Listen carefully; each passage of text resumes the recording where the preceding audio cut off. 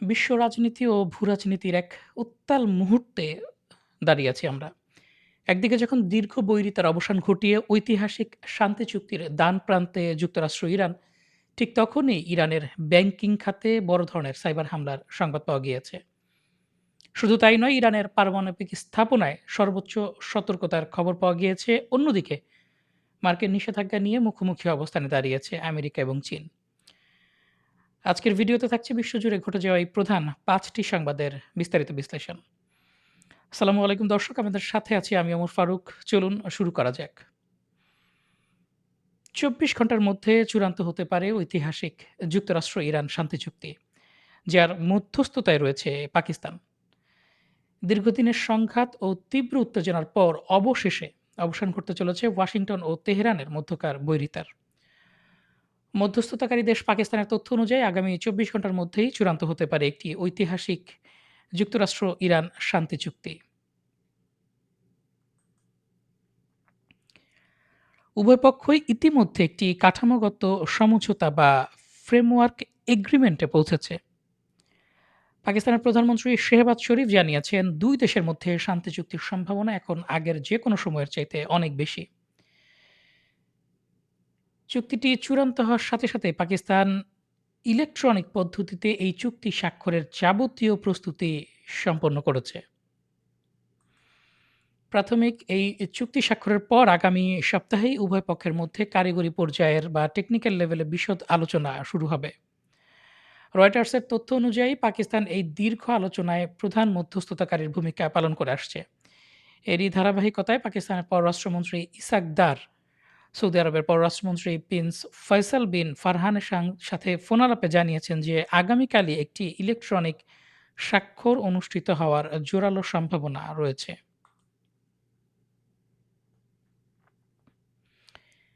এই শান্তি প্রক্রিয়ায় নতুন মাত্রা যোগ করেছে মার্কিন প্রেসিডেন্ট ডোনাল্ড ট্রাম্পের একটি পদক্ষেপ। ইরানের পররাষ্ট্রমন্ত্রী আব্বাস আরাকচি সামাজিক যোগাযোগ মাধ্যমে একটি পোস্ট করে জানান, ইসলামাবাদ সমঝোতা স্মারকটি এর আগে কখনো এত কাছাকাছি আসেনি। এরপর স্বয়ং প্রেসিডেন্ট ট্রাম্প আব্বাস আরাকচির এই পোস্টটি নিজের সোশ্যাল মিডিয়া অ্যাকাউন্টে শেয়ার করেন, যা এই চুক্তির সফলতার সম্ভাবনাকে আরও দৃঢ় করেছে।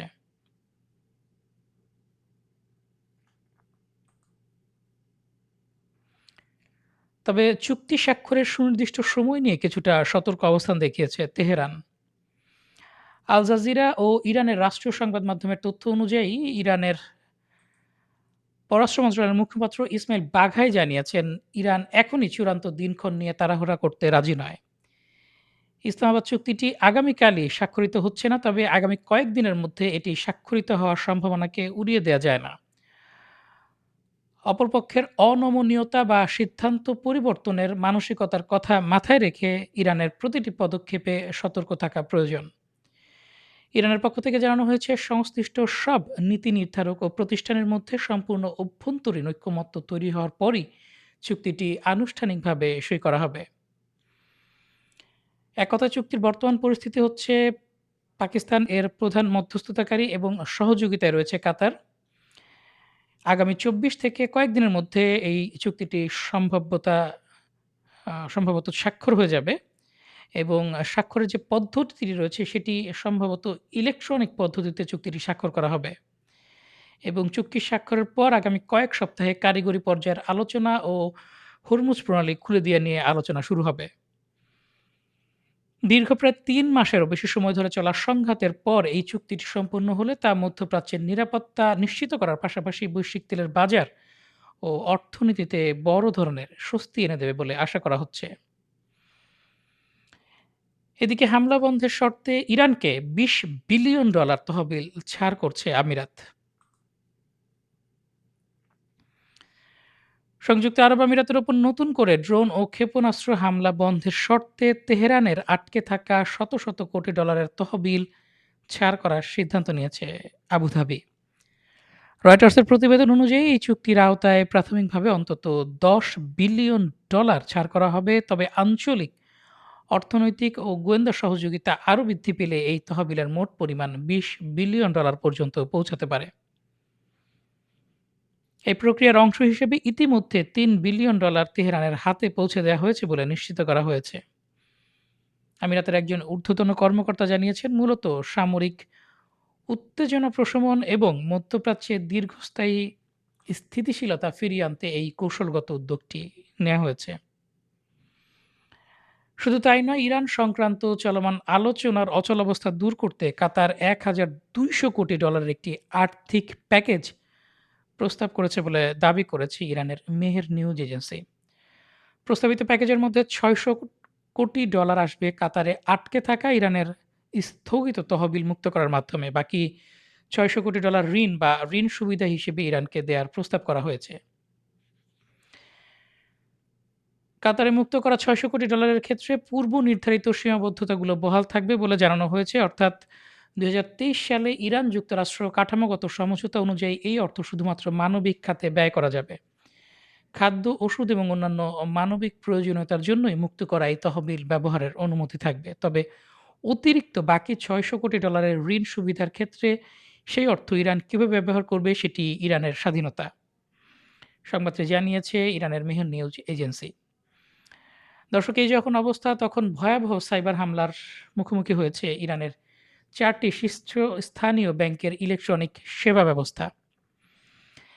ইরানের অভ্যন্তরীণ অর্থনীতি ও ব্যাংকিং খাতে এর ফলে বড় ধরনের বিপর্যয়ের খবর পাওয়া গিয়েছে।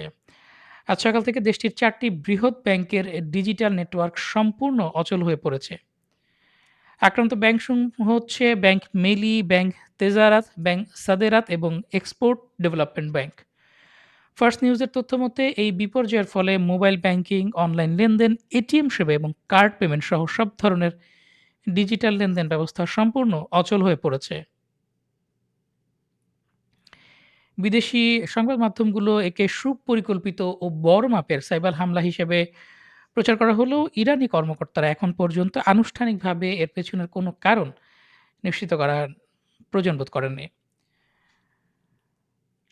অপরদিকে ব্যাংকিং খাতে সাইবার হামলার খবরের রেশ কাটতে না কাটতে খবর এসেছে পারমাণবিক স্থাপনায় সর্বোচ্চ সতর্কতা জারি করেছে ইরান। শুধু তাই নয়, নিজেদের ভূগর্ভস্থ পারমাণবিক স্থাপনাগুলো সুড়ঙ্গ মুখে মাইন পুঁতে রাখছে ইরান। যুক্তরাষ্ট্রের সম্ভাব্য সামরিক অভিযান ও সমৃদ্ধ ইউরেনিয়াম বাজেয়াপ্ত করার পরিকল্পনা রুখতে নিজেদের ভূগর্ভস্থ পারমাণবিক স্থাপনাগুলোর নিরাপত্তা নজিরবিহীন স্তরে উন্নীত করেছে ইরান। মার্কিন সংবাদ মাধ্যম সিএনএনের দাবি অনুযায়ী ইরান তাদের পারমাণবিক সুড়ঙ্গ বা টানেলগুলোর মুখ্য প্রবেশ মুখ ধসিয়ে দিয়ে চারপাশে মারাত্মক বিস্ফোরক মাইন পুঁতে রাখছে। এই নতুন প্রতিরক্ষা ব্যবস্থার বেশিরভাগই সম্পন্ন হয়েছে ইস্পাহান পারমাণবিক কমপ্লেক্সের ভূগর্ভস্থ সুড়ঙ্গগুলোতে, যেখানে ইরানের সিংহভাগ সমৃদ্ধ ইউরেনিয়াম মজুদ রয়েছে। বিশেষজ্ঞরা মনে করছেন এই ব্যবস্থার কারণে মজুতকৃত ইউরেনিয়াম স্থানান্তর বা আন্তর্জাতিক পরিদর্শকদের দ্বারা তা যাচাই করার কাজ অত্যন্ত বিপজ্জনক ও সময়সাপেক্ষ হয়ে উঠবে। অন্যদিকে আয়াতুল্লাহ আলী খামেনির শেষকৃত্য ও দাফনের চূড়ান্ত সময়সূচি ঘোষণা করেছে ইরান। গত ফেব্রুয়ারি মাসে মার্কিন ইসরায়েল যৌথ হামলায় নিহত ইরানের সর্বোচ্চ নেতা আয়াতুল্লাহ আলী খামেনির দাফন ও শেষকৃত্যের চূড়ান্ত সূচি প্রকাশ করেছে দেশটির রাষ্ট্রীয় টেলিভিশন। যুদ্ধের কারণে দীর্ঘ কয়েক মাস স্থগিত থাকার পর আগামী জুলাই মাসে এই অনুষ্ঠানটি ধাপে ধাপে সম্পন্ন হবে। ৪ ও ৫ জুলাই রাজধানী তেহরানে মরহুম নেতার প্রতি শেষ শ্রদ্ধা ও বিদায় অনুষ্ঠান অনুষ্ঠিত হবে।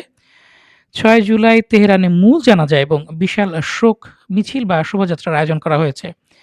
৭ জুলাই পবিত্র কোম শহরে দ্বিতীয় দফায় শোক মিছিল অনুষ্ঠিত হবে এবং সর্বশেষ ৯ জুলাই মাশহাদ শহরের পবিত্র ইমাম রেজা মাজারে চূড়ান্ত জানাজা ও দাফন সম্পন্ন করা হবে।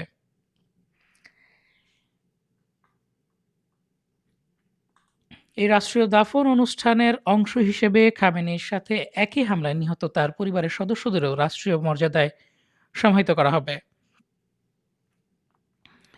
এবারে চীন যুক্তরাষ্ট্রের সংবাদ। মার্কিন যুক্তরাষ্ট্র এবং চীনের মধ্যে টানটান প্রযুক্তি যুদ্ধ শুরু হয়েছে। শীর্ষ ৩ চীনা জায়ান্টকে কালো তালিকাভুক্ত করেছে পেন্টাগন।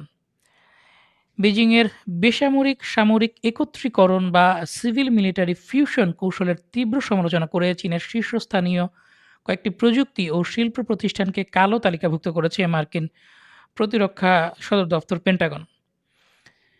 কালো তালিকাভুক্ত শীর্ষ চীনা কোম্পানিগুলো হচ্ছে ই-কমার্স জায়ান্ট আলিবাবা, সার্চ ও এআই জায়ান্ট বাইদু এবং বিশ্বের অন্যতম শীর্ষ বৈদ্যুতিক গাড়ি নির্মাতা প্রতিষ্ঠান বিওয়াইডি। যুক্তরাষ্ট্রের অভিযোগ, এই কোম্পানিগুলো সরাসরি অস্ত্র তৈরি না করলেও তাদের তৈরি কৃত্রিম বুদ্ধিমত্তা এবং অত্যাধুনিক প্রযুক্তি চীনের পিপলস লিবারেশন আর্মির আধুনিকায়নে ব্যবহৃত হচ্ছে। মার্কিন এই পদক্ষেপের বিরুদ্ধে বেইজিং তীব্র অসন্তোষ প্রকাশ করেছে। প্রেস টিভির প্রতিবেদন অনুযায়ী চীন হুঁশিয়ারি দিয়েছে যে যুক্তরাষ্ট্র ন্যায্য আচরণ না করলে তারা এর বিরুদ্ধে পাল্টা উপযুক্ত ব্যবস্থা নেবে। দর্শক, এই ছিল এখনকার মতো সর্বশেষ সংবাদ। পরবর্তী সংবাদ দেখার আমন্ত্রণ জানিয়ে বিদায় নিচ্ছি। আল্লাহ হাফেজ। আসসালামু আলাইকুম।